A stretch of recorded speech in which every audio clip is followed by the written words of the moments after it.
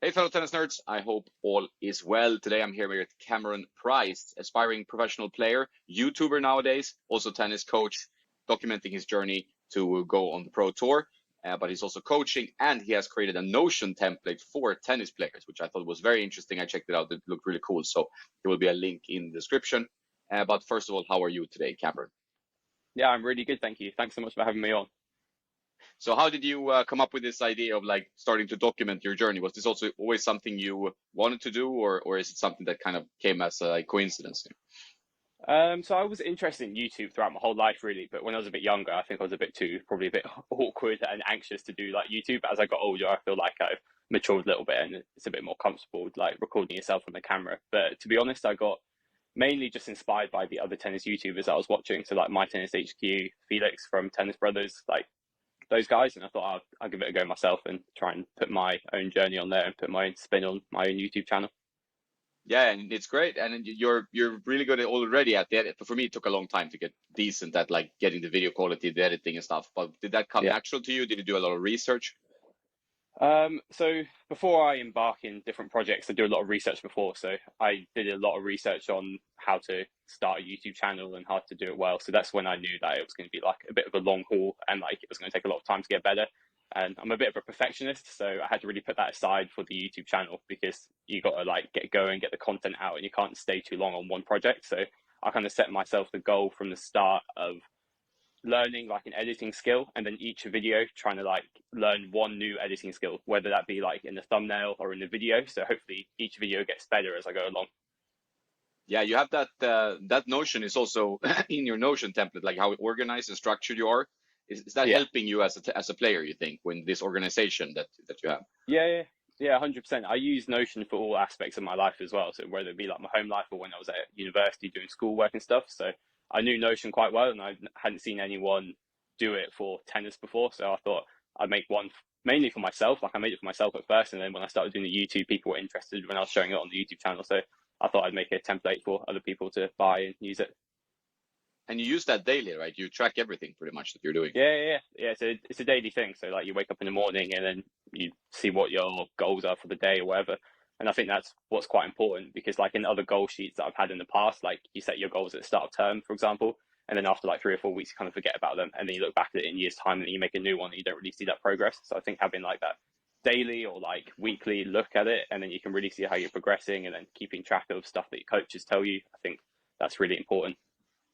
Yeah, no, it's excellent. I think having organization also takes a lot of stress out of it because it's stressful to be a tennis player or a human being in general. But if you can have some organization, you at least know where you are, you know where your goals are, you can kind of work alongside that, I think. Yeah, 100%. I mean, like, I'm quite an analytical person, so it works really well for me. I can imagine if you like other people who are a bit more kind of like free or, you know what I mean, like, wouldn't really work so well for them. But I feel like there's a lot of players who have that analytical type of mind that would really benefit from something like this. Yeah, for sure. No, it's great. So what's happening in your life now? Are you playing tournaments? Are you playing UTRs? Are you playing ITF futures? Yeah, so my goal in the next month or so is to start getting back on the future circuit and just trying to grind out those tournaments. I played a lot of British tour tournaments, which is kind of like men's national tournaments in the UK in the past. I kind of like dabbled in doing the futures over like the last 5 or 6 years, I'd say.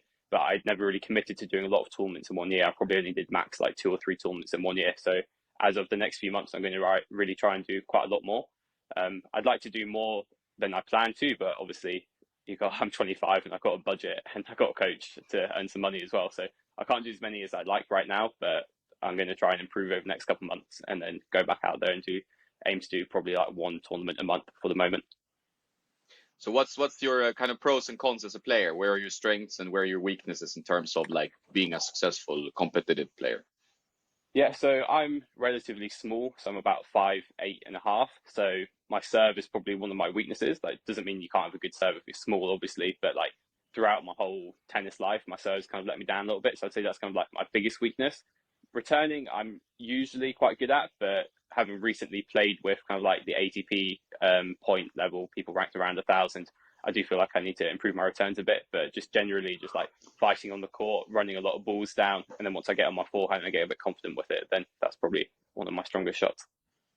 Yeah, so your forehand, like working your game around the forehand, makes sense. And Mhm. you probably, if you're not so tall, which I'm not either, you're probably a decent runner around the court. You're a good mover. Yeah, yeah, that's what won me a lot of matches, especially in juniors, just chasing down a lot of balls and kind of like essentially out grinding my opponents a bit.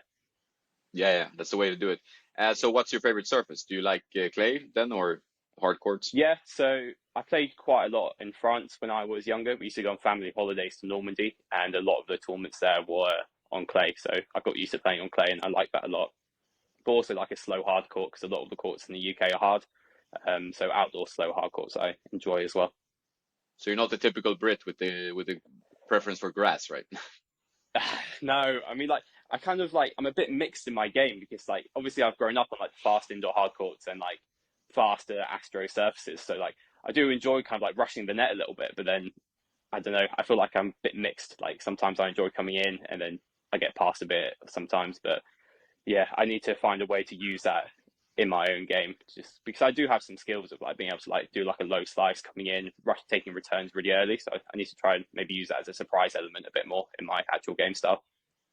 Yeah, it's tough to balance that because it's like it sometimes feels like you're rushing the point when you're doing these things. Like if you're playing, you're like, okay, why did I go in there? It might have been you're not staying in the rally and just going toe to toe.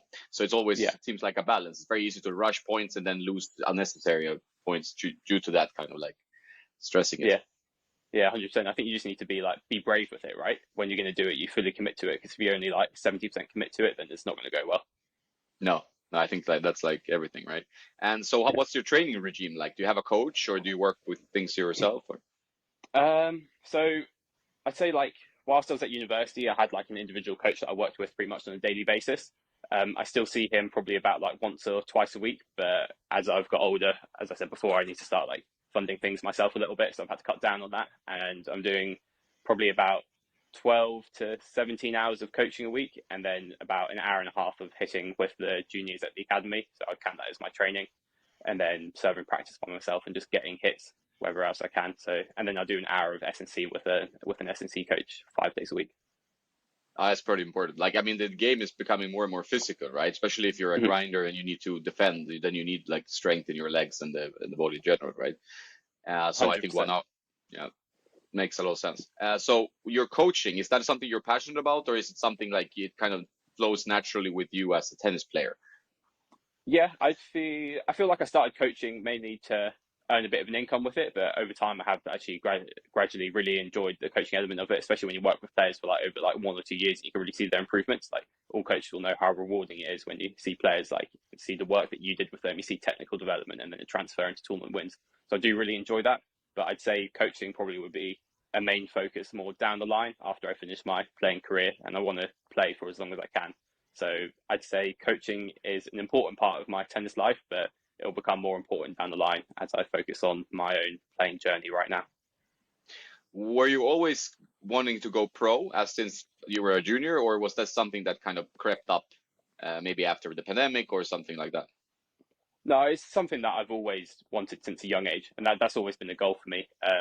I'd say since the pandemic, obviously it was a bit difficult because I wanted to. That was a year where I wanted to play a lot of futures, like that 2020 year, because that was like my final year at university, and they allowed me to come out and play a lot of tournaments, and so I was going to play a lot of tournaments that year, and obviously it couldn't happen, and then no one played that much that year, and then suddenly I'm an adult and I've got to start earning some money and do some coaching and stuff, so that kind of put things on the back burner. But now I'm a bit older, I've got a little bit of a budget to do it, so I can go out and give it a proper go. Yeah, it's like that's the thing. Also, you get some maturity. Sometimes that's kind of helpful that you will maybe you have a little bit of money, you have some income at least. So, because the grind is quite expensive and it's Yeah, pretty draining as well. Have you noticed that when yeah. you're traveling around, like that's how tough it is to just get a point? This is quite a struggle. Yeah, it's really, really tough. I mean, as I said, like I've only done like max probably like 3 or 4 features in 1 year. So like having just done that, I can definitely see how tough it would be if you're doing it like every week or every other week. I mean, you see guys traveling around in like their camper vans, just like sleeping at different tournaments, just playing every single week. So it's crazy. Yeah. Do you think there's a way they could approach that better, like the system of tennis? Is it like all this traveling and like to have maybe tournaments in one region of the world for a while and then you change the region, or is there something you've been thinking about, like how draining it is with all the travel? I think you see a lot more players from a certain country who have ATP points when there are a lot of futures in that country. So, like, Yeah. especially in Spain, there's so many futures there, or like, I don't know, other countries where there's a lot of futures in that country and they can just travel around their own country playing a lot of tournaments. And you see more players from that country who have ATP points in other countries. So, I think there's definitely something to that, but then you also need to get good at the travel element because that is what it is like on the Pro Tour as well. So, I think you need a balance. Yeah, and you need to in travel, like you need to find your routines, like, and especially if you're an organized person, it can be tough to change like your routine because you're in a new place, you're sleeping in a new bed, and the Yeah. conditions are not always like optimal, I guess. Yeah, exactly. But I think you can create like your own routines whilst you travel. There's like stuff that changes whilst you travel, but as long as you keep some continuity in like the way that you approach each day, like having a routine with the way that you train and prepare for a match, then I think you can keep that continuity. So how difficult is for you where you live now to find like good hitting partners? I think some people talk about that, like it's tricky to Mhm. find you know, a variety of partners because if you play the same guy, we all know like your game gets kind of two-dimensional around this person, right?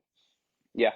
So I'm quite lucky with where I live because I don't live too far away from London, and there's a lot of players in London who have some ATP points. So um, as well as hitting with the players at the academy, there's a lot of people around me who are a bit older who are competing on the future circuit that I message when they're back in the UK that I can hit with. So I think my hitting partners are a pretty strong level, so I'm quite lucky on that front. Yeah, and that's really the best way to improve is to play with better players, really. Like that's the Yeah, ultimate. If you can switch yeah, that up. Yeah. yeah. How is I it think I think you within? need. Sorry, I think you need like a balance of everyone you play against. I think if you just play against better players, then you would struggle to improve. I think you need to play against people who are like a bit worse than you, the same level, and better than you. And I think that's something that I've heard from like the LTA quite a lot when they're setting up the programs for the junior players in this country. Is that you have like a well-rounded field of players that you're playing against, so that you get used to playing with all levels, and that you can go to a tournament, you play someone who's worse than you get in that first round, and you're really able to like dominate your game and really get on top of it. And then you play someone who's better than you, and you just get used to playing with all those levels. Yeah, I think it's important in tennis, and that's something they teach in international coaching accreditation is that you Yeah, need to get wins, right? So it's like for confidence, if you're a competitive player. So if you're playing always guys that are better, you're gonna feel horrible, right? Like you're always feeling worse, and you're losing, even if you know that they are one, two levels above you. So yeah, then you need to kind of step down. That's what they guess recommends. Like you step down so you feel like you can build the confidence. Is that yeah. something you notice as well? How important confidence is in tennis? Yeah, 100%. And that's something that I lacked quite a little bit when I was younger. I was like, obviously, a bit of an anxious tennis player. So I think confidence is something that I've developed over time. And I think that's something that I've learned that doesn't come from getting wins over and over again, but you can gain confidence in other ways when you go into matches. And I think that just comes with, as we said before, with a bit of maturity. Yeah, exactly. You can get confidence from life in general, or like working on your own personal Yeah, development stuff like that. So that's true. You don't only need wins, but wins help, of yeah, course, because yeah, you get used 100%. to a Yeah, match obviously. situation. Yeah, of course. If you go into a tournament having only had losses, then it's going to be tough. Yeah, tennis is such a trend game. Like you always feel the trend. It's a trend in a match, and then it's a trend in your career, and then it's a trend Yeah, in your life. It's always in trends, kind of. yeah, 100%. Yeah. So when you're devising your schedule and everything now that you're so organized, like what are you thinking about for the year? How to optimize your kind of your chances of improving and doing well as a pro? Um, yeah, I think you just gotta. I mean, like I did a video recently where I spoke to some of like the professional players that are playing around, to like Simon, Felix, and Carew, and like I got quite a lot of good advice from them. But one thing that they said was that everyone's different, and there isn't one system that's going to get you the best results. Like some players like to play all year round tournaments every single week. Some players like to do a little training block and go out again. But generally, I think the consensus is that if you do like 2 weeks of tournaments and 2 weeks of training, that's like the best way to get the best results, because then you're able to come back, work on a few things, but then you get the continuity of playing like a couple matches in a row. And then if you keep going back like that, then you can keep on getting the improvement as well as trying to put it into results. So I think that's something that I'm going to try to do when I plan out my tournaments. And then with regards to the actual tournaments that I play, it's honestly just going to be the cheapest ones that I can do that I'm going to get in at first, because I don't have any ATP points right now. So I don't even have an ITF Transition Tour ranking. So that's going to be my first goal, is to get the ITF Transition Tour ranking. And then once I get that, then I can have a bit more flexibility with the tournaments that I'm choosing to play. How do you get the ITF Transition Tour ranking? You have to, I think you have to reach the last 16 of the qualifying. So if it's a 32 draw, it's just one match. But if it's 64, then you've obviously got to win two matches in the qualifying. Yeah, okay, so it makes sense because the system of tennis is very complicated sometimes with all the points, like counting points. There's ITF Challenger Yeah. and the ATP, of course, and then you have the Grand Slams, which are separate organizations. So how do you keep track of all what's required of a tennis player? Because the tournaments also have kind of different rules. Or like now you have to enter this, you have to do this. It's like not easy Yeah. job to have. Yeah, no, exactly. It is tough, but I'm just laughing because I'm about to say you have to become a bit of a nerd with tennis to try and Yeah. understand everything. So, yeah. Yeah, it's true. I mean, because there's so many things. I mean, you're alone, right? So, I mean, unless you're a Yeah. doubles team, maybe a bit easier, but you have to, like, you're running your own little company if you're as a pro player, and you Yeah. have to do everything unless you can pay people to do it, which is not coming very early in your career. Like, you need to struggle Yeah. first. Yeah, exactly. And yeah, that's where organization comes back into it as well. Because if you're not organized, then you're not going to be optimizing your best level. No, 100%. That's a good idea. So doubles, is that something you're thinking about, or you're playing a lot of doubles, or more mainly singles? I've been the academy that I train at. We have what we call doubles Wednesdays. So we do doubles drills in the morning and then match play in the afternoon. And that's something that I lacked quite a bit when I was younger. But I feel like over the last 2 years, I've done a lot more doubles play. So if I was going to go play with someone who's like higher ranked doubles player, I'd feel quite confident with knowing the ins and outs of doubles and different tactics that you can use, where you should place the ball. So yeah, I'm definitely going to do doubles at all the tournaments that I go to if I can find a partner. And then maybe once I get a bit older, if I get into my 30s, I might transition to just playing doubles. But we'll see when I get there. Yeah, it seems like a viable route. I mean, you don't make as much money, of course, in doubles, but there's No. also a potential that it might grow at some point, the doubles game, because it's, Yeah. there's interest in it. And if you look at clubs, most of the veteran players and rec players play Yeah. more doubles probably than singles. Yeah, exactly. And I think you can carry on playing doubles like in quite a like an older age. Like um I've been hitting with a guy called VJ recently, and he just broke the top 100 for the first time at 37 years old, and he's been playing on the futures since he was like 20. So like he got to like career high of like 300 in singles, I think like in like 2015, 2016, and then like the last like 6, 7 years, he's just been focusing on doubles. And like it's crazy that you can reach your peak career high ranking at 37 years old. And I think that's really inspiring for people like me who are like I'm 25, and that's like over 10 years away. So it gives me a lot of hope with my game. Yeah, we had like Rohan Bopana, right? He's 43 or 42. He was like world Yeah, number one. yeah. Well, number one first time. So you reach the peak in your career at 40s, which is would be unheard of like 20 years ago. Yeah, now I mean people used to age faster, right? We take better care of ourselves now. We can eat better with the right information, so we have more information. We can track our progress and our sleep and our everything. Yeah. By the way, do you track that? Do you track sleep? Do you track everything since you're an ocean freak? Yeah, so on my Notion template, there is a page that I've called player loads. So it's going to be like your load monitoring. So you figure out how essentially intense your training was each week, and then you can track that in like a weekly table, and then you can see how much you've been training, if you're under training, if you're overtraining, and then a bit below that, I track your mood for each day, your the amount of sleep you got, and the amount of energy you subjectively felt, and then you get an average for the end of the week, and then you can keep that in a table for each week as you're going down. I think that'll be quite useful for when I play more tournaments, because if I have like a streak of bad results, I can look back to that and be like, okay, maybe I wasn't getting enough sleep at this time. Maybe it wasn't actually my tennis. And then you can actually really diagnose what the problems were and try and figure out how to actually improve. And maybe you don't need to improve your game. Maybe you just need to get more sleep on a certain week or something. And so you can actually focus on the right area. Yeah, it sounds good. Sounds like good. How's your diet? Like, do you find that easy to maintain a good diet, or that's the tricky part of it? No, I grew up with a good diet. Luckily, my mum was very good at, I guess, like making me meals that are really healthy. So from that, I've learned lots of different healthy meals, and I've just transferred that into my adult life. So I find it quite easy to do that. Yeah, and you stay away from partying and drinking as much as you can, or I mean, I don't drink at all. So that's something that I just decided when I was about like 15, 16. I was just like, right, it's not for me. I don't really enjoy partying either. So I'm like quite a boring person. Just do making YouTube videos in my bedroom all day, playing a bit of tennis. But yeah, partying and that stuff's not for me. I enjoy other things. yeah, I don't think that means you're a boring person. I think it's a pretty sensible choice, I guess. Like, I think it's also changing a bit because I think before you were like, people could shame people for, especially, I mean, the UK is kind of like a drinking culture, right? So Yeah. if you're not out drinking pints, you're looked at as a Mhm. bit of an oddity. People will, but it's really is like the most sensible, smart choice, and you can have a really Yeah. fulfilling, rewarding life, without Yeah. drinks. I think it makes a lot of sense. And if you're Yeah. a pro I think, athlete, you shouldn't. yeah. Yeah, especially if you're a pro athlete. But I think even just a lot of people like around my age, like, are drinking less. Like my girlfriend, she doesn't really drink either, and like her friendship group, they hardly drink as well. I think just like the amount of drinking has gone down a lot in the younger ages of the youth these days. Yeah, I think it's good. It's a good unless they smoke weed like every day, which could be a little bit tough because that's also a lifestyle thing. You can get into a bit sidetracked with. Yeah, yeah, exactly. Yeah. Yeah. All right. So YouTube documenting your journey. Like, are you gonna show Yeah. full matches? Are you gonna do highlights? Vlogging? What's kind of the style you have in mind for doing more of this Um, journey? have you seen much of Jules Marie Yeah. Yeah. on his YouTube channel?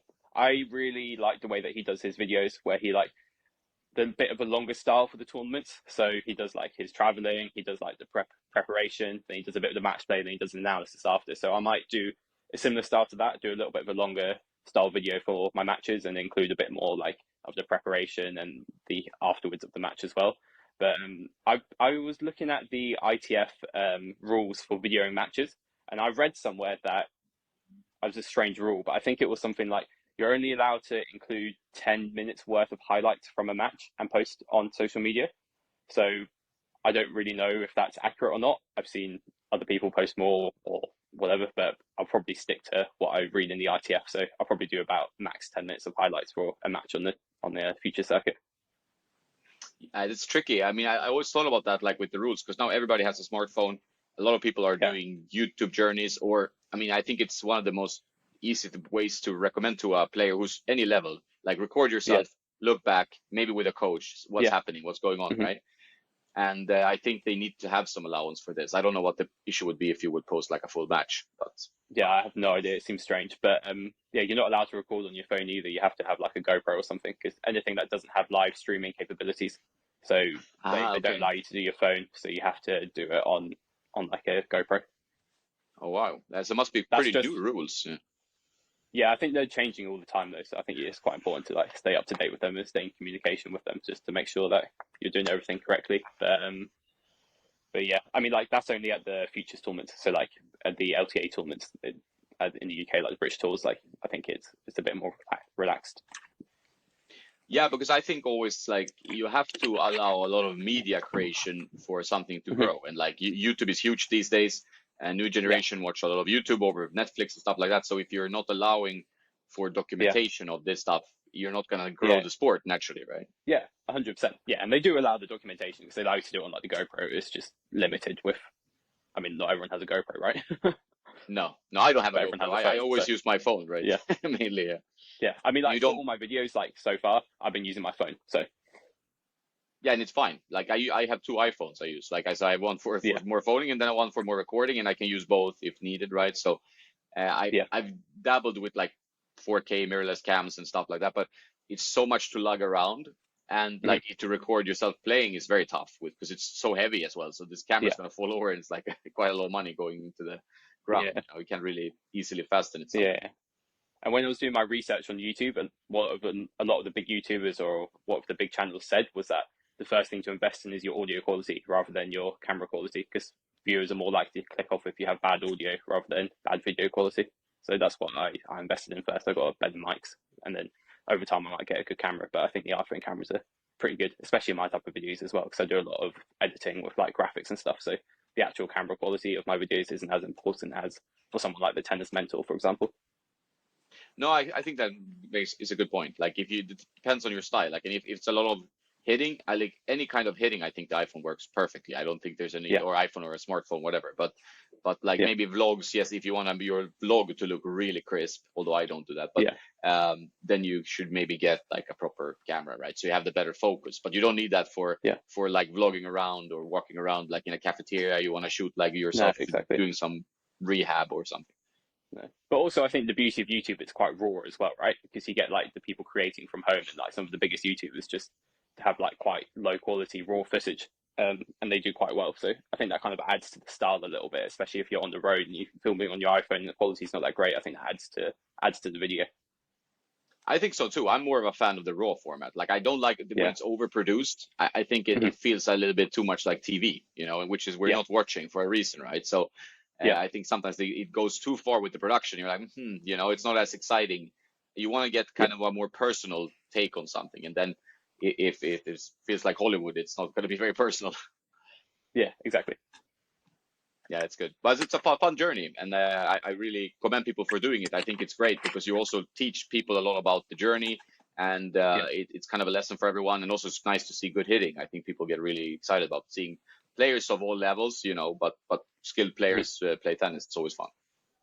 Yeah, exactly. I completely agree. I mean, I enjoyed watching a lot of these channels before I even started my own one. So I was a fan before I started being a creator as well. What would be is there something that where you feel like you might be distracted from your tennis playing by recording and editing?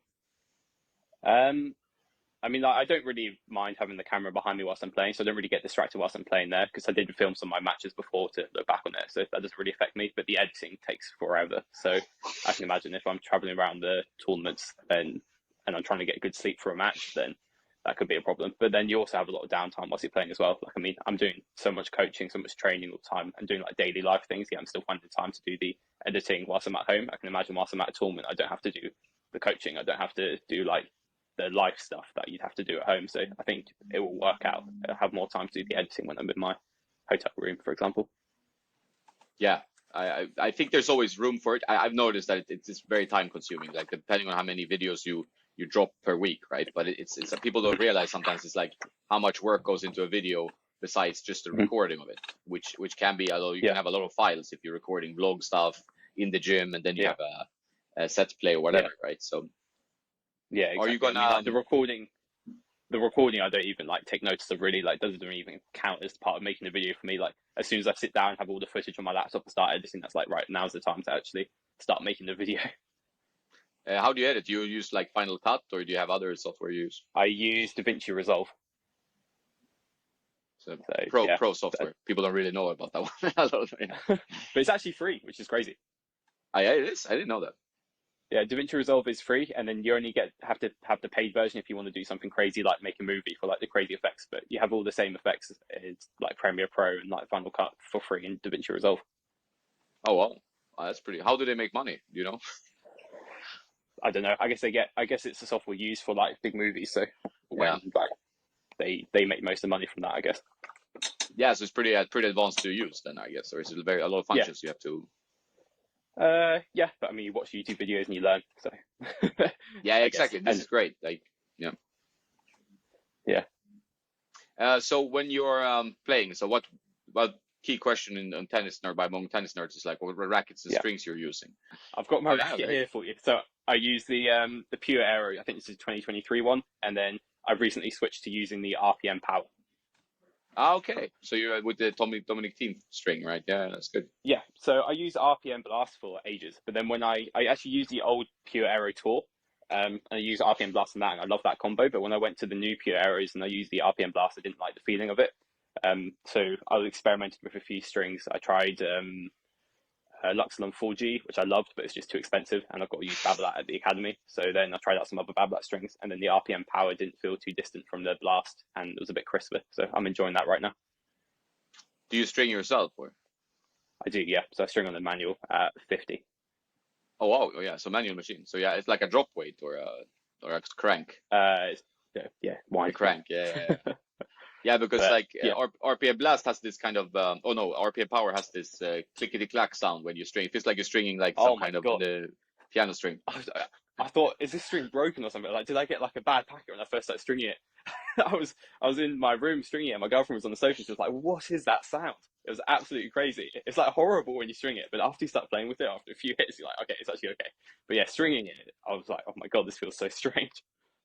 Yeah, it's one of those strings that takes you a bit aback when you start stringing. I mean, it plays fine. I liked it as well, but it's like Yeah, this process of it's like, what is this? Because it's so different from how other strings. And usually, if you yeah, string a lot and you test a lot, you prefer like a round coated string because it just yeah, glides through the machine, right? So easy. yeah, exactly. This one was like squeaky and everything, and I was like, "This is strange."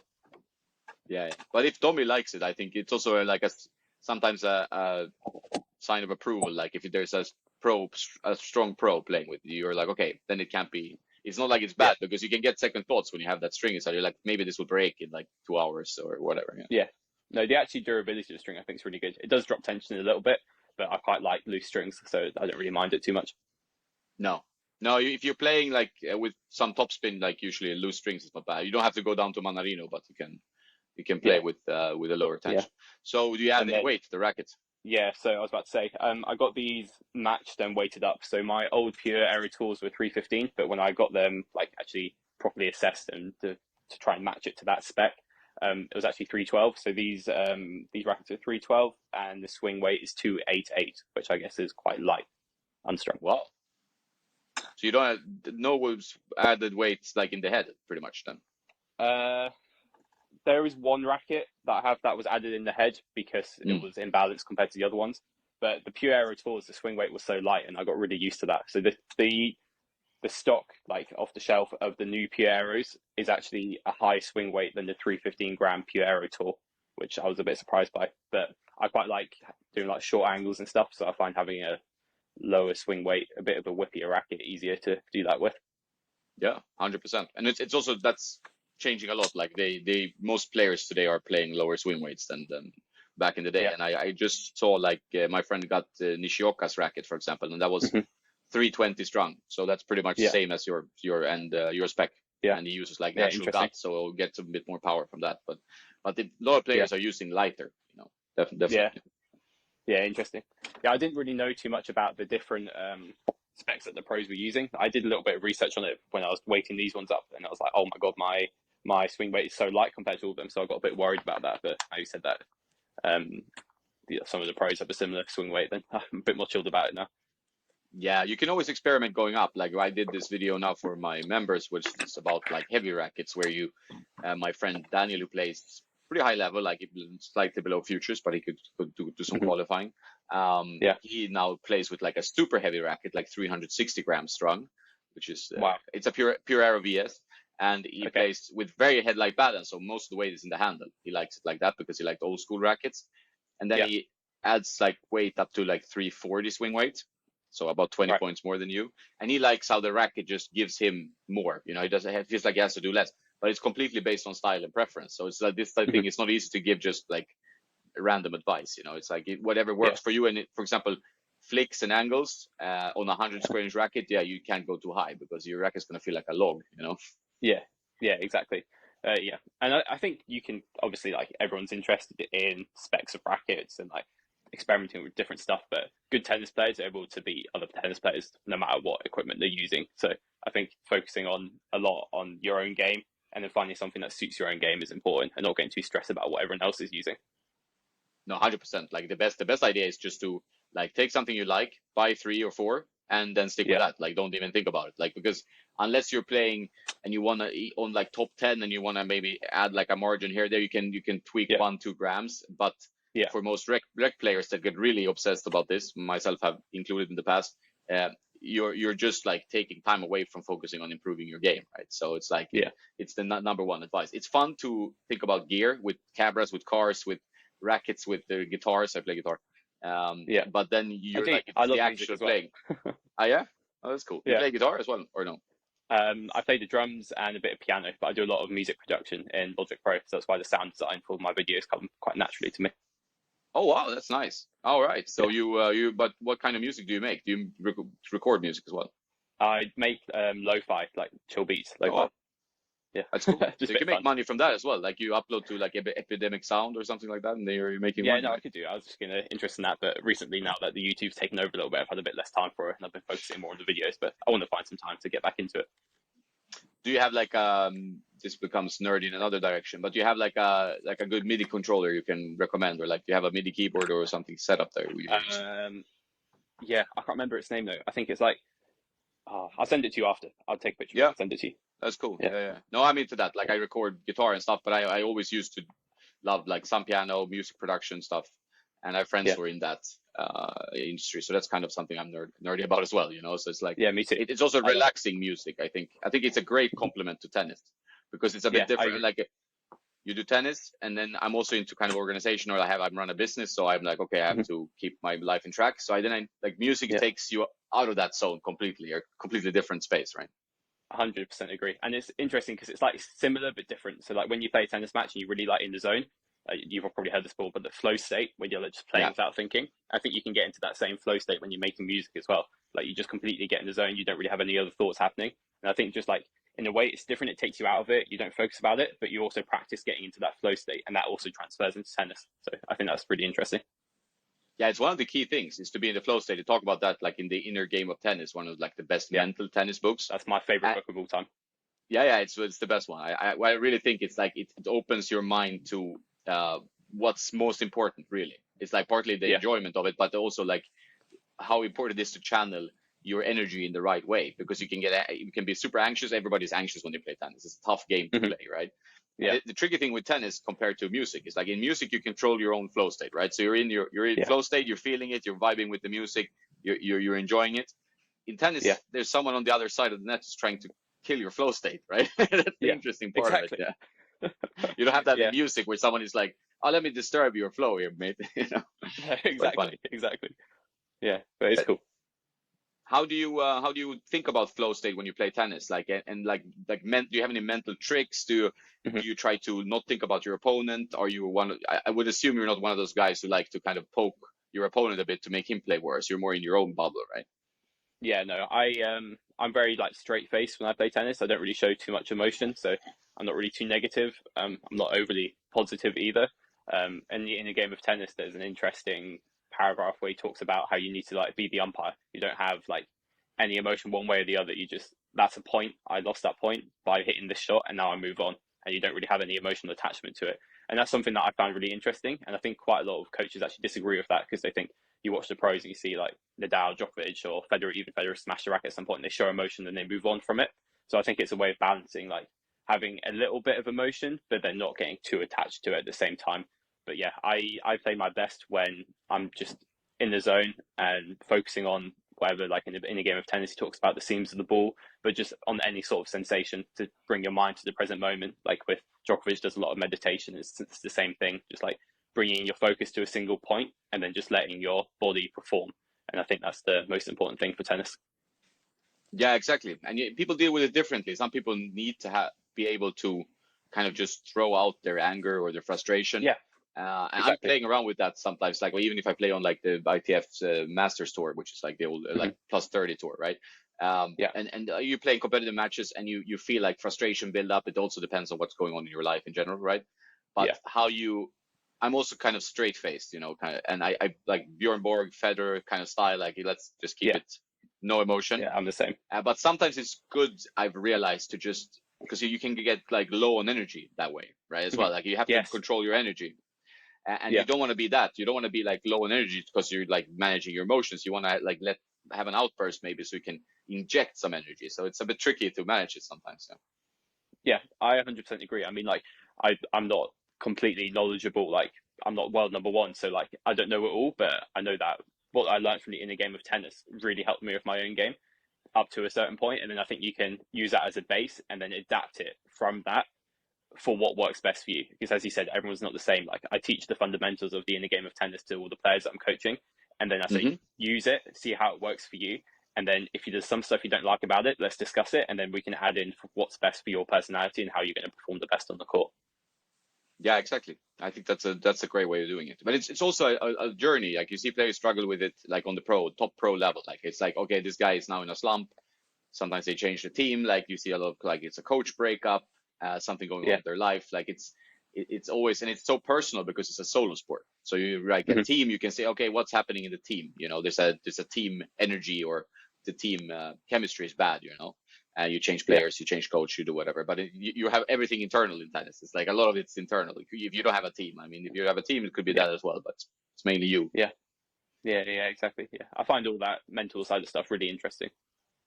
Yeah, it's one of my favorite parts of tennis because I think I usually compare it to like it's like UFC without you having to hit the other guy, right? But it's like it's that Yeah. energy of like you're in your own space, but you have another guy trying to get you out of that space. So it's Mm-hmm. like that kind of struggle always. And I used to play chess, high level chess, and for me Right. it's similar in that sense. But with tennis, you have obviously the physical movement as well, which is nice.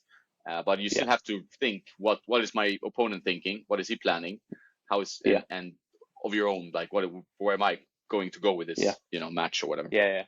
Yeah, it's interesting, and it's like having that balance between analyzing the match but not over analyzing and taking yourself out of the flow state. So it's a system that I developed for myself is that you do most of your analyzing at the change of ends, and then once you get out from the change of ends, you go play the point. You might do like a little bit of analyzing, but whilst you're between the points, you're still trying to stay in that flow state. And a lot of stuff that you talk about in a game of tennis is focusing on feelings and visualization rather than words. So I'll think about words when I'm on the change of ends. I'll talk through thinking about analyzing how's it going, and then when I'm in between points, I think, okay, I missed that shot, but then I'll visualize where I should have actually hit that ball rather than telling myself I need to hit that cross court. I'll just see it in my head and see that ball going cross court so that I don't take myself out of that flow state. And like I'm not 100% good at it. Like it takes a lot of time and practice. I'd say that I rate myself probably like a 4 out of 10 for the ability to do that during a match, and that's something I need to improve at. But I think I have the knowledge of what I need to do and how I can improve it whilst I'm training and playing matches now. Yeah, visualization seems important. Like even before matches, to like, okay, this is the scene, and this is what I want to accomplish, and building that. I've never been really good at that, but it's something definitely worth to look into if you, because now I mean, tennis is all about looking for that like 1% every other day or every other week or every other year. Yeah. Like how can I improve this, what I'm doing, and being very self-aware, like where am I leaking points, you know? It could be some behavior you're doing that's leaking points, and if you don't have a coach to tell you, you might have to find out yourself, right? Yeah, and that's why watching yourself back on video is helpful as well. Yeah, it's number one, I think, very important. And that's also nice when you play like the tours that allow it. Like if you play the tours that allow it, like you can really analyze, like, you know, because that's the issue when I've talked about this with other people on the podcast. Is like highlights sometimes, if you do short highlights, you don't have the storyline of what's actually happening. So if you only saw highlights of a match, you can't really tell. Like unless someone narrates the story, you can't really know what's happening in the match. So that's so important to paint a picture of like where was I, what was happening, because you can play 6 beautiful points, but you still lose 3 games. Like it's how it is in tennis. Yeah, exactly. And I think that's something that I could actually do in my future videos, and other tennis YouTubers could do, is focus more on the story element of the match rather than just the tennis and the highlights, and just frame it in a way, maybe put some like emotional music at like a certain point, or tension music, and really use it in a way to like portray the story of the match, yet still keeping the tennis in there. And I think that would be quite entertaining for viewers and show the more reality of what actually happened. Yeah, exactly. I think that's important. I think you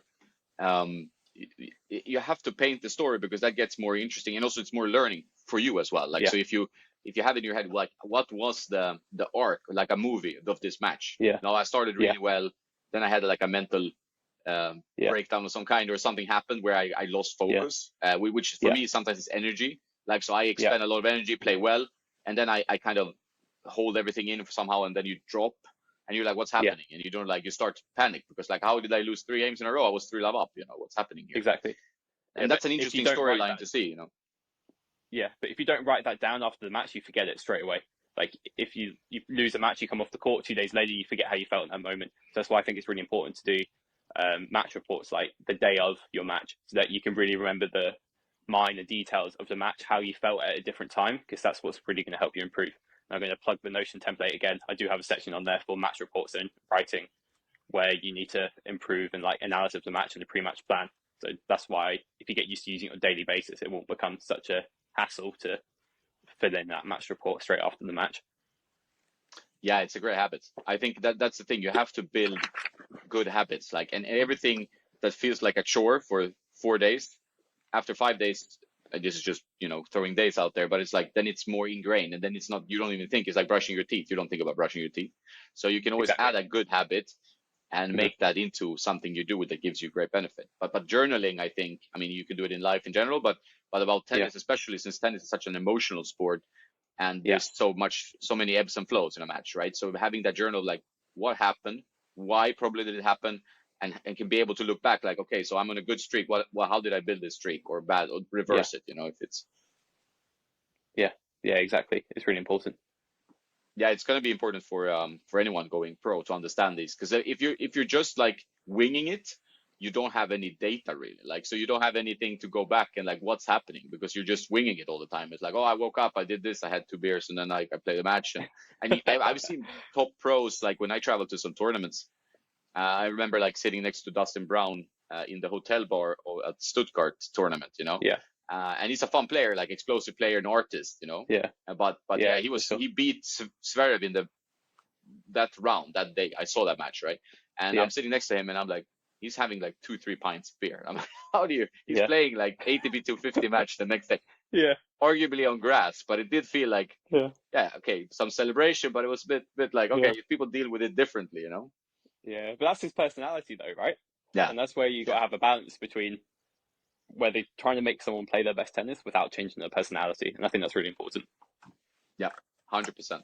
I think it's that's the thing. Like you have to find, because I've been close to Nick as well, like seen his matches from his box and stuff, like curious, Yeah. and he's in this constant like flight mode or panic mode. It seems like, you know, he needs Yeah. somewhere to channel his energy, kind of like Andy Murray, which he uses his box to just get negative emotions away almost. Mhm. And then Yeah. he like enjoys being like that bulldog fight. You know, he likes that. Yeah. That's what he goes for. He doesn't even want to win 6-1, 6-1. And if he could, he Yeah. wants to win 6-4, 7-6. You know, it's like this Yeah. kind of thing, 100%. at least. And that's why I think it's dangerous sometimes if you try and drill that out of players.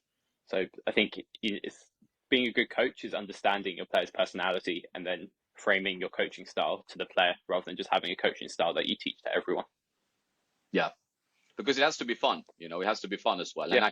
And I think tennis, when it's at its most like different in styles, and if you see a guy like Medvedev, Manarino, whatever, players who play different, that makes tennis more enjoyable. Like if everybody played the same style of tennis and they were all 2 meters tall and hitting bombs from all sides, nobody's gonna watch that. Like that's just gonna be No. like AI playing tennis. It's not gonna be fun. Yeah, exactly. You know? Well, wasn't there a point in time where that kind of was tennis for a bit? In like, I don't know exactly because I wasn't around this time, but like the Sampras days where they had like the massive serves and like the courts at Wimbledon, didn't they change the balls to like make the court slower to try and make it a bit more interesting so that it wasn't just serve and third ball? Yeah, exactly. So there was a period, I think, before Fed came, where people lost interest in tennis. I was pretty young at that time, but still, I remember it because I grew up watching like Stefan Edberg, like with serve and volley, but there was also a lot of Right. slow clay quarters, Yeah. and I think Agassi was around there, yeah, at that time. So it was like some flamboyant tennis, but then there was like the big serving period. I think sometime in Yeah. the 90s or early 2000s, where you Right. had too much serve, and people were worried, Right. like, okay, we're gonna have just ultra fast courts, people just hitting bombs because this is how you win easy points, and Yeah. they had to slow it down. And now they're going into Yeah. that kind of like there's all in society always seems to be an overreaction. Like there's a reaction to something, but it's sometimes an overreaction.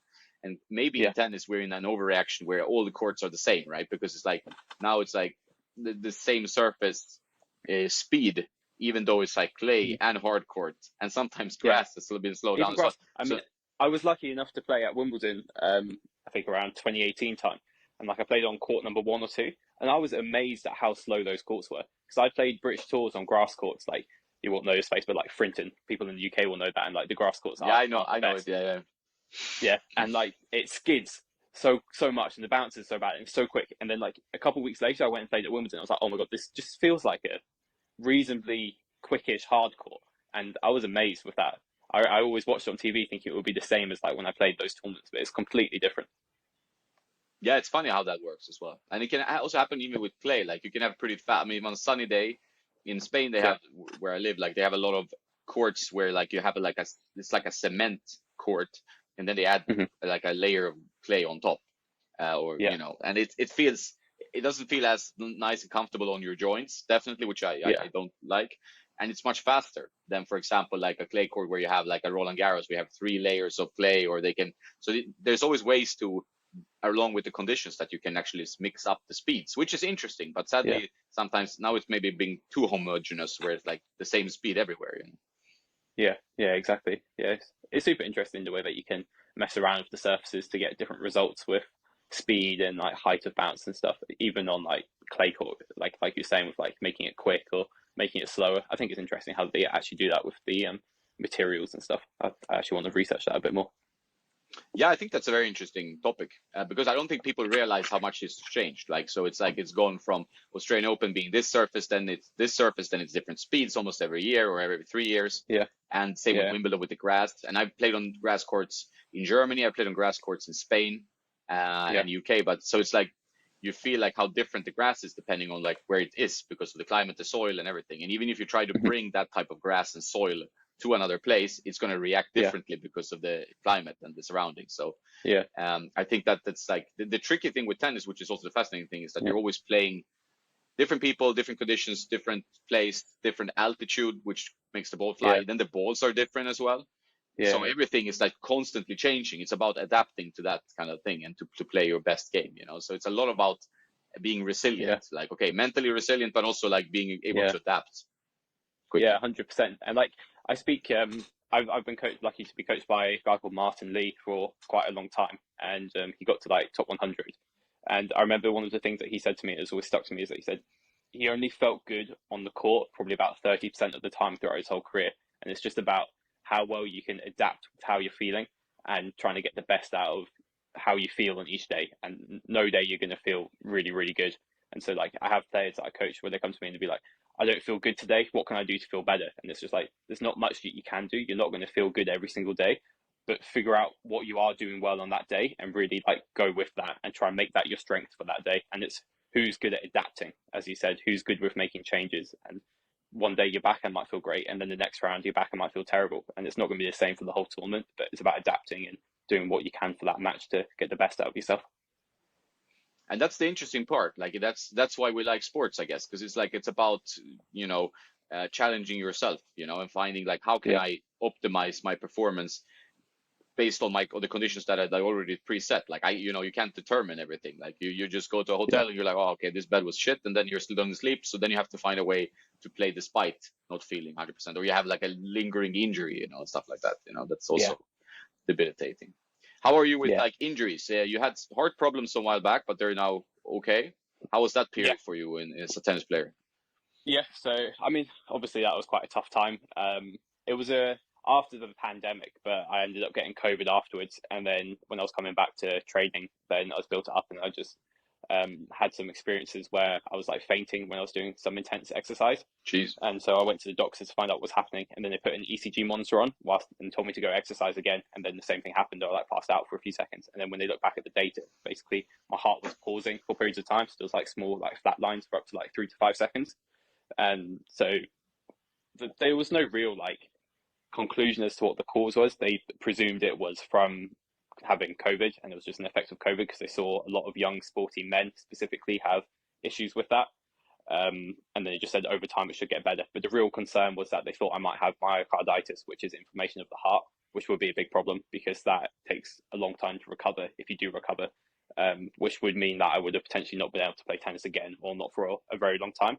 And so that was actually the time where I decided to start the YouTube channel because before that I had like clips of me playing here and there, but not much. And then when I was looking at like Tennis Brothers and Jules Marie and all those guys and document their journey, I thought, wow, imagine if this was like the last time that I would have been able to play tennis, and I have nothing to look back on my journey. So that's where I really committed and decided to start the YouTube channel so that I could document my journey, and then hopefully in like 10, 20 years time I can look back and be like, yeah, that's my journey. I can look back at this, I can maybe show my kids one day, and then it's actually documented of my tennis and how I performed over the years. So that was the real driver for my YouTube channel.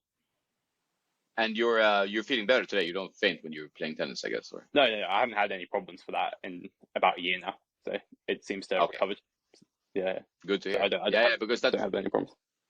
that was a must have been mentally quite challenging, right? To like see, can I play tennis? Can I be a pro? Like, what's going on? Yeah, yeah, but I mean, like, I think it was quite eye opening for me because it just really shifted the focus of like, is my health actually okay? Is it anything more serious than just myocarditis or anything like that? Am I actually going to be okay regardless of tennis? And then for like a few weeks, like, I didn't even care about tennis; just wanted to like make sure I was okay, right?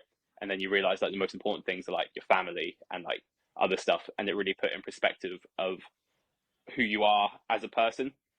And then like I've always learned from when I was younger that I didn't really get it right when I was younger, but when you picture yourself, like you picture yourself as like a pie chart, and like there's different elements of you, like we spoke with like music before, or like you said with your business, whatever.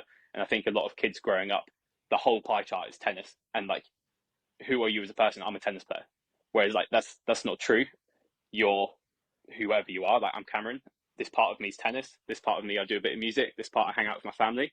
And I think if you have that whole well-rounded view, then it takes a lot of pressure off the tennis. And of course, tennis is still going to be a big focus in your life, and it's going to be really important to you. But then it takes away a lot of anxiety and stress, and it'll actually help you perform better on the court. I think that's a great point and very smartly put for a young guy, right? Like it's you can't, and that's why I asked about the hobbies as well. And for me, it's always been like Yeah, I was competing in chess, or you do yeah, business, or you do something tennis. You need to yeah, have a holistic view of your life, right? You get, because a lot of people, 100%. the tennis is so demanding, and you grow up maybe Hmm. with tennis playing parents, and you're in a tennis Yeah, bubble, so everything around your life is tennis. Maybe yeah, your brothers, like if you look at, for example, several families that are top players on the tour, ATP, yeah, WTA, their whole family is tennis. It's like the mother play tennis, father play tennis, the brothers play tennis or sisters, and you're like, yeah, okay, tennis family. So it's they all talk about tennis mainly, and it's always hmm revolved around tennis. And then if you're not doing well, if you're playing yeah, badly or you're having bad results, who are hmm you? Like, who do you identify as, right? And you like a exactly. failure feeling, right? So Yeah, it's exactly. not a You feel good. like a failure, and you kind of like have a sort of like an identity crisis, right? And you're like, if I'm not a tennis player, then who am I? That's who I have, and then you start feeling like sad or whatever. So I think a lot of juniors who do have that mindset of like tennis is their whole pie chart often put their worth as a person on how good they are at tennis. And so they come up and they play against someone who's like ranked, I don't know, top 10 in the country, and you're ranked like 300. You think, oh, they're amazing. What an amazing person they are. And then you feel like less of a person compared to them. And I think that's really important to teach juniors that your worth as a person isn't equal to how good you are at tennis. 100%. I think that's great advice, and I think it's good to have to balance your life in a way that you also have other hobbies. So you Yeah, mentioned music. I think that's a great. I know there's some other tennis players, especially that like music, but you might be doing another sport. It might be yeah, you're reading or writing or whatever, some creative yeah, endeavor, like maybe. And so then it's not all about your results, because tennis is a result yeah, sport. So yeah, music, on the other hand, like you can make a song and then it's about that, or you can write this, or it's a bit different. But when you play tennis, you're looking at your matches, and it's very easy hmm to identify with your results, and suddenly you're like yeah, questioning yourself, right? exactly. And that's why I think it's difficult for people to transition to the pro circuit having finished education. Because when you're in school, even if you're homeschooled, you have something to focus on, whether it be your exams or like learning new things. And if you completely cut that out and then transition to just tennis, I think that's when a lot of people struggle mentally. So I think replacing school when you finish school with another hobby or something is super important to take your mind off tennis. Yeah, and it's gonna make everything more balanced. Like I always enjoy, like when I was playing chess competitively, traveling like around playing junior world championships and stuff like this. I always enjoyed having my writing or my music as a secondary hobby, so I Yeah, wasn't like completely destroyed by a loss. Because when you're younger, like the whole world revolves. You don't have family, like beside wife or yeah, kids, whatever. Your whole life yeah, revolves around like your sport. So you're like yeah, destroyed when you're losing, and it makes it even tougher if exactly. you don't have a outlet. And I think it's a good tip, especially in the modern age of social media, is to have a separate Instagram account where you don't follow anything to do with tennis. So I have like my tennis account, and then I have the personal account, and I just follow things that I enjoy, whether that be music, Formula One, my family and stuff. So if I just want to take my mind away from tennis for a second, I just go onto that account and I scroll Instagram on that account so that I don't get any of the tennis content. And I think that's something that I haven't heard many people say, and I think will be really useful for all the kids who are on social media at the moment. Yeah, social media is a beast in many ways, right? Like it can be great in getting inspiration and stuff, but you can also feel that you're like a lot of FOMO, like you're missing out. People have living great lives to being out, and everything is obviously a highlight reel. So tennis is like, Yeah, or in social media, especially Instagram, I would say, like a highlight reel of people's lives. And it's yeah, very easy when you sit there and scroll. You're like, oh, well, I'm here editing a YouTube video for like the fourth hour, So you yeah, feel like you're not contributing or doing anything. So I think like social media management of trying to limit it, or trying to mhm, focus on looking at kittens or whatever makes you less anxious yeah, about stuff is pretty good generally, right? yeah, yeah, exactly. I agree. How's your social media use? Your heavy screen time or not? Um, yeah, I mean, since I started YouTube, I've been gone up a lot, especially when I started the channel. I started to getting some more than like 1,000 views on my videos, and I started to getting some more interactions. I used to have my notifications on, so every time I got a comment or something, it'll come through as an email and like ping up on my phone and everything. And like when you first start the channel, like it's quite exciting, right? Because you think, oh, someone's actually Mm. watched my video, and you go look at it. But then when I had my first video that got like decent views, like I think it was my first baseline to pro episode, and it was like got I think it's around like 30,000 views now, and like a load of comments and stuff. My phone was going off all the time, and I was interested to see what people said. And that was when I first got a little bit of hate as well. So then every time I'd get a notification, I'd be like, "Oh, is this a nice comment? Is someone going to be a bit mean here?" And then like you give me a bit of anxiety every time I looked at it. So since that point, I've turned notifications off, and I only look at the comments like after a few days after posting the video. and I go through it when I want to. So my life's not dictated by like a notification. I can actually be in control, be the one in control, and have a look when I want to have a look at it. Yeah, I think that's important. I think I had a similar thing. Like I released some novels 10 years ago, and the Yeah, one was doing really well. And I had a pretty, like my Twitter account was somewhere I was posting a lot about the books and stuff. And that was also, right. so, and I had all the notifications on like sales of the books. And so every Yeah, morning you start like scrolling, like, how is it doing? And that's also easy to do with YouTube, because YouTube is like can be an internal, like external stress in a sense, because it's like you have all yeah, the analytics, like, oh, nobody watched my video, this last one, hmm, or I got some nasty comments, or why did I add this clip, maybe someone didn't like it and stuff. Like, so it's so yeah. easy to get into that, just adding an extra layer of stress that it doesn't have to be there.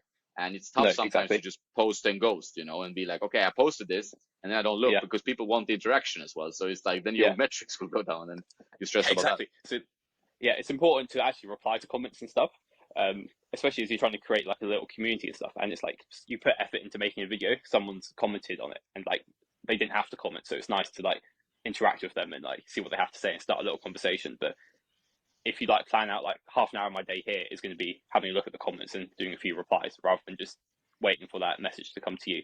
But I also think it's important to, if you're going to start a YouTube channel, just do it for yourself. Like the only reason that you should start a YouTube channel is to do it for yourself because you want to make the videos and you enjoy making the videos, and that's the primary thing. So if I post a video and it gets like 300 views, I don't really care that much, because in 10 years time I'm going to look back and be like, yeah, I'm happy I made that video and I like that video that I made, rather than trying to do it for loads of clicks and views every single time. And it's tough because it's a balance, because like I've got to fund my tennis, so YouTube's going to help that a little bit. So you do need to do like, I guess, like good thumbnails and put time into making a title that is going to get some views, but then having the primary focus of this is for me, not for them, then I think you're going to be on the right frame of mind for having a good YouTube channel. I think that's a great frame of, like, that's a great way of thinking about it, because you learn every time you edit a video or publish a video, you learn Yeah, something. Like, you learn something from the yeah, process. It's like tennis. Even if you lose a match, if you try to learn from the match, at least it's something, it has value. Like, if you just yeah, ignore, maybe that has no value, but you have to always think about everything as, okay, like, what did I learn from this? And then if you can add value to your life, I think it's great yeah, advice, actually. yeah, 100%. All right, Cameron. Thanks a lot for joining. Took an No hour of worries. your Thank you so much. hard-earned Great time. conversation. Yeah, it's fun. It was fun. And anytime you want to pop up again, we'll do it. We'll talk more when you start playing more tournaments. I will follow your journey, and Thank people you. can watch. The name of the channel is the same as your name, right? Yeah, it's Cameron Price, and the handle's at CamPrice99 on all social media. Very good. So make sure you follow him, guys. It's going to be interesting to follow his journey. And best of luck. And we keep in touch. Okay. Yeah, thank you so much, for sure. I'd love to come back on in the future.